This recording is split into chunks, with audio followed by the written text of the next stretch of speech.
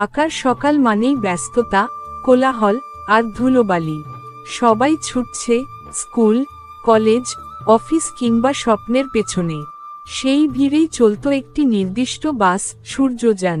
এই বাসেই প্রতিদিন উঠত নীরা, এক কলেজ পড়ুয়া মেয়ে। চোখে চশমা, হাতে বই আর কানে হেডফোন। সব সময় একটা নির্দিষ্ট সিটে বসে জানালার দিকে তাকিয়ে থাকত।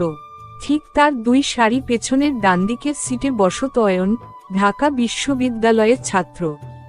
চুপচাপ, নীরব, সে কখনো কথা বলেনি নীরার সাথে।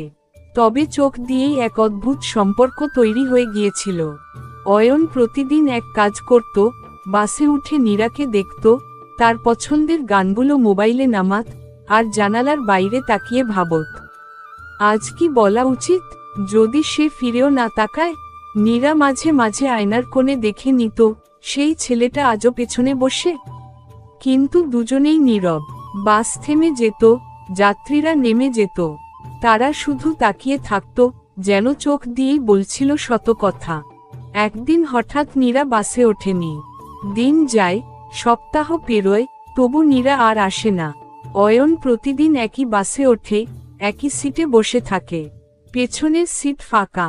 সে কন্ডাক্টরকে জিজ্ঞেস করে, ওই মেয়েটি কই গেল যে প্রতিদিন সামনের জানালার পাশে বসত। কন্ডাক্টর কাঁধ ঝাঁকেও, না জানি ভাই, অনেকেই আসে, অনেকেই হারিয়ে যায়। অয়ন চুপ করে, তবু থামে না, বাসে চড়ে যায় প্রতিদিন। 2024 সাল। অয়ন এখন একটি প্রতিষ্ঠিত লেখক। তার লেখা নীরব বাসের যাত্রী নামে উপন্যাসটি সারা দেশে জনপ্রিয়তা পেয়েছে।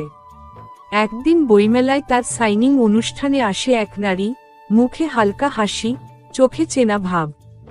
অয়ন তাকিয়ে থাকে কিছুক্ষণ, তারপর ধীরে বলে, তুমি তো সেই জানালার পাশে বসা মেয়ে।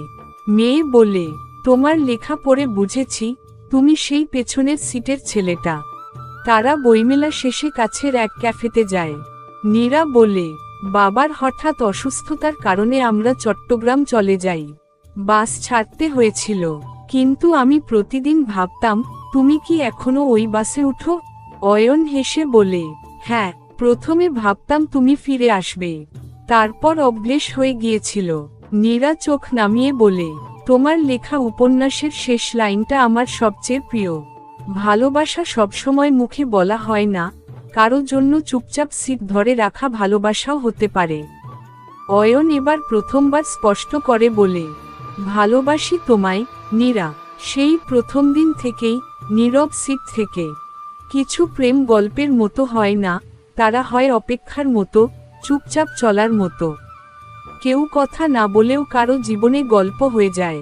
ভালোবাসা সবসময় জোরে আসে না, কখনো তা বাসের ভিড়ের মাঝে এক চুপচাপ তাকানোর মধ্যেই লুকিয়ে থাকে। আপনার জীবনের এমন কোনো নীরব যাত্রী ছিল কি? এই গল্প যদি হৃদয় ছুঁয়ে যায়, তাহলে একটুখানি ভালোবাসা আমাদেরও দিন। লাইক করুন, কমেন্টে আপনার গল্প শেয়ার করুন আর অবশ্যই সাবস্ক্রাইব করুন আমাদের চ্যানেল। পরবর্তী গল্পে আবার দেখা হবে, নতুন ভালোবাসা, নতুন অপেক্ষা নিয়ে।